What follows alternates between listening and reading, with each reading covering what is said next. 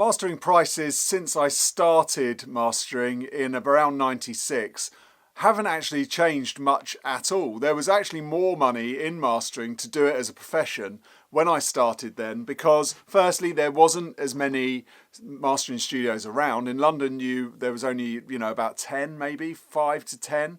And because mainly the equipment that you needed to get it onto CD, to be able to put it onto vinyl, was very expensive, people didn't really know what mastering was. There was no home sort of mastering gear. There was obviously compressors and limiters and things, but people didn't put them together in a sort of mastering stack as they would now.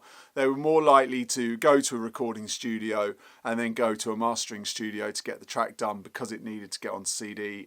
And, you needed certain things to do that, which, certain reports and stuff that the CD companies wouldn't take. So there was a lot of sort of red tape and things. So with that, you were able to charge a lot of money for things. So mastering houses in the 80s and 90s actually made quite a lot of cash. That didn't actually get people into it. It was, it's changed a lot since then. In the last sort of 20 years, mastering has become more important and more interesting from the point of view that you can do more with the tracks, you get them louder, there's more stuff, there's more plugins, there's more equipment to use with mastering, so it's developed into a much bigger art form process. And then obviously with that, the development of online services. So there's a lot of people doing mastering now is what I'm getting at. So before there was only a few, so you could charge a lot. Supply and demand kind of brings the price down, doesn't it? It commoditizes it. So with the price of mastering, I think as an outside user watching this, I think you're at the right time to be able to use pro mastering guys. This isn't an advert for myself, by the way. I'm just trying to explain to you what's good for you.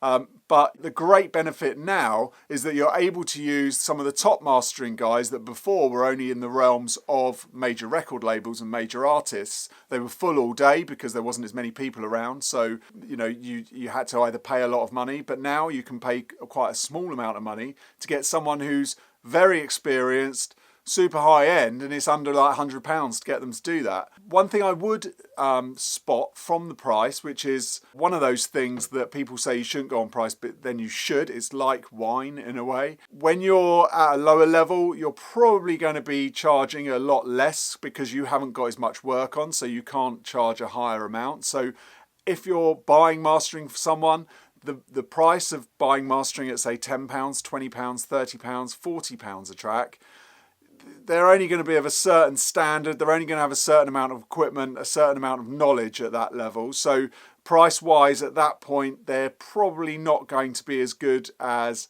me. No, they're probably not going to be as good as somebody higher up who's had a lot more experience, worked on different stuff and, various different things, better sounding equipment, better sounding rooms.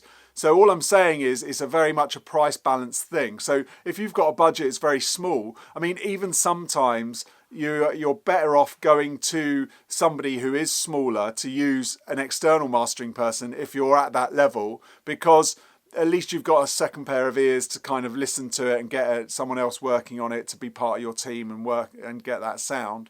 But really, you should also be trying to give it a go yourself at that point because you're probably using the same equipment as they are.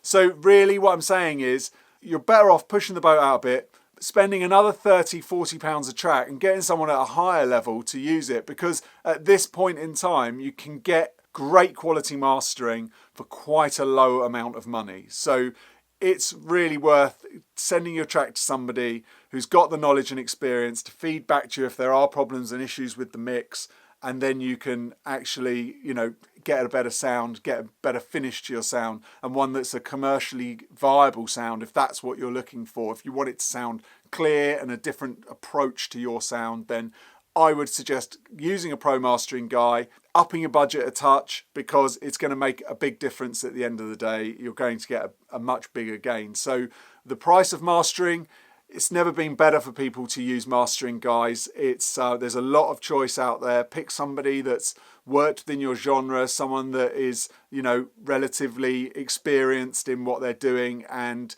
you like, their sound that you've heard on other tracks. So a lot of people out there now. So the price is low. Now's the time to use pro mastering, really. It's kind of an ad, isn't it, in a way? But it's not. So bang for your buck, you're getting what people used to pay £1,000 for now for 100. So now is the time to take the bull by the horns, use some pro mastering, guys, because it really isn't as expensive as you think it might be. I hope that's helped you. Till next time, bye.